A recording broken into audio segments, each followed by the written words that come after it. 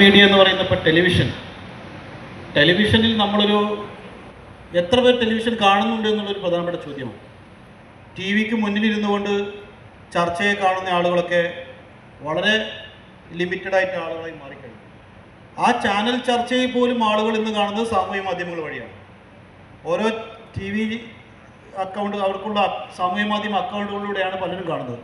കൂടുതൽ ആളുകൾ യൂട്യൂബിനെയാണ് ആശ്രയിക്കുന്നത്. കാരണം യാത്രകളിലോ അല്ലെങ്കിൽ മറ്റുള്ള വഴികളിലൊക്കെ ആകുമ്പോൾ വാർത്തകൾക്ക് വേണ്ടി അപ്ഡേഷന് വേണ്ടി അവർ നോക്കുന്നത് അതിൻ്റെ യൂട്യൂബ് ചാനലുകളാണ്.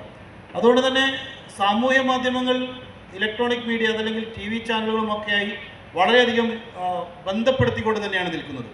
ഇപ്പോൾ ഒരു 40 വയസ്സിന് താഴെയുള്ള ആളുകളൊന്നും തന്നെ കുത്തിയിരുന്ന് ടെലിവിഷൻ ചർച്ചകൾ കാണുന്നില്ല. അതിനപ്പുറത്ത് അത് കുറച്ചുകൂടി മുതിർന്ന ആളുകളിലേക്ക് അതല്ലെങ്കിൽ അതുമായി ബന്ധപ്പെട്ട് താല്പര്യമുള്ള ആളുകൾക്ക് മാത്രമായി ആ മേഖല ചുരുങ്ങിയിട്ടുണ്ട്. അപ്പോൾ ഈ ടെലിവിഷൻ ചർച്ചകളിൽ നമ്മൾ വരുന്ന ചർച്ചകളുടെയോ അതല്ലെങ്കിൽ സ്റ്റേറ്റ്മെൻറ്റുകളുടെയോ ഒക്കെ ക്ലിപ്പിങ്ങുകളും മറ്റുമൊക്കെ പിന്നെയും നമുക്ക് പ്രചാരം നൽകുന്നത് സാമൂഹ്യ മാധ്യമ അക്കൗണ്ടുകൾ തന്നെയാണ്. അതിൽ സംശയമൊന്നുമില്ല.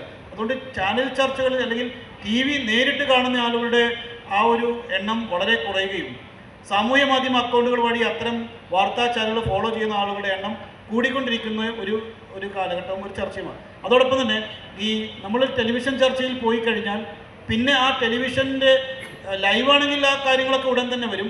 അതല്ല എങ്കിൽ പിന്നീട് അതിൽ നിന്ന് എന്തെടുത്ത് കൊടുക്കണമെന്ന് തീരുമാനിക്കുന്നത് ആ റിപ്പോർട്ടറോ അല്ലെങ്കിൽ അതിൻ്റെ എഡിറ്ററോ അല്ലെങ്കിൽ അതിൻ്റെ കണ്ടൻറ്റ് ഫിക്സ് ചെയ്യുന്ന ആളുകളാണ്.